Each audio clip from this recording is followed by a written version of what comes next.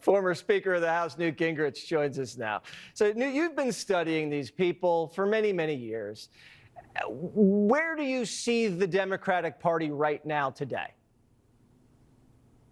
Well, look, I think they have an enormous psychological problem. The base of the party believes in things that are crazy, as seen by most Americans. At America's New Majority Project, we've been doing polling since 2018. You find, for example, 80% of the country thinks parents ought to be allowed to know what's going on in their child's classroom. Well, the hard left doesn't believe that. I could take you through issue after issue. So here's the challenge. The core activists of their party believe in a whole set of things which about 60 to 80% of the American people repudiate or against. Meanwhile, the things that they try to implement, the kind of economic policies, et cetera, don't work. And the average American is pretty pragmatic. I used to tell people I never worried about the debates because the next day people would go to the grocery store, they'd buy gasoline, and by the end of the day, they would have remembered why they didn't want the Democrats. So, I mean, you have to give Trump a lot of credit. This is an extraordinary victory on a very broad front. But you also have to admit the Democrats helped all they could by making it impossible either to believe in their policies, to believe in what actually happened, or to believe in a nominee who didn't know what she stood for, clearly was not competent, and frankly was one of maybe the worst presidential nominee in modern times. I mean, they're not only mad at the far left, they're mad at Biden for not getting out earlier, and they're mad at Barack Obama for handling the whole mess the way he did. Who do you think's responsible here if you just take the policy garbage out of it? Look, let me draw a distinction. I think that Nancy Pelosi and Barack Obama basically bludgeoned Biden to a point and manipulated other people like George Clooney into bludgeoning Biden to a point where he got out. That was their judgment. Now, it was totally anti-democracy. Remember, after all these lectures about democracy, Kamala Harris did not meet a single delegate, did not get a single vote, had no legitimacy, but she was imposed by the Pelosi-Obama bosses. Now, here's the challenge for them.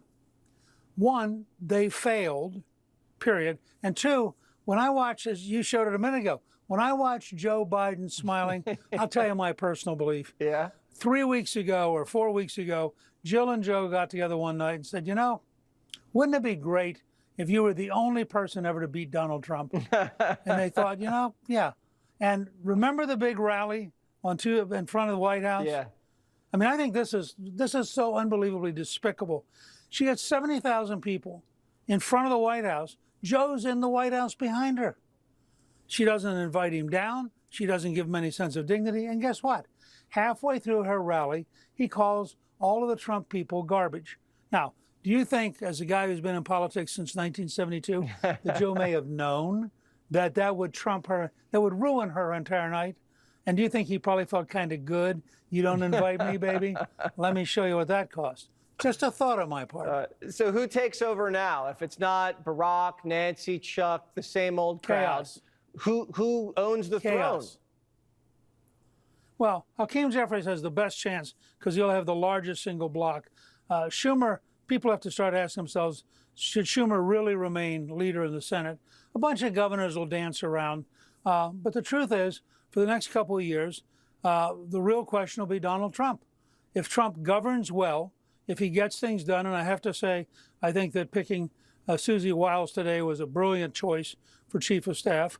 If they run the same methodical White House that they have run with this campaign, then it won't matter what Democrats are doing because Trump will be consolidating a brand new coalition that could govern for 20 or 30 or 40 years. So the real center of energy and activity for the next year or two is Trump and the Republicans in the Congress. If they can get their act together and they can get this country moving, it doesn't matter what the Democrats do. Look, I grew up in the old Republican Party where we were always irrelevant, we were always the minority, and people always felt kind of sorry for us. I think that now may be the new Democratic Party. Oh, wise words from Newt Gingrich. Good to see you, Speaker. Thanks so much for joining Jesse Watters Prime Time.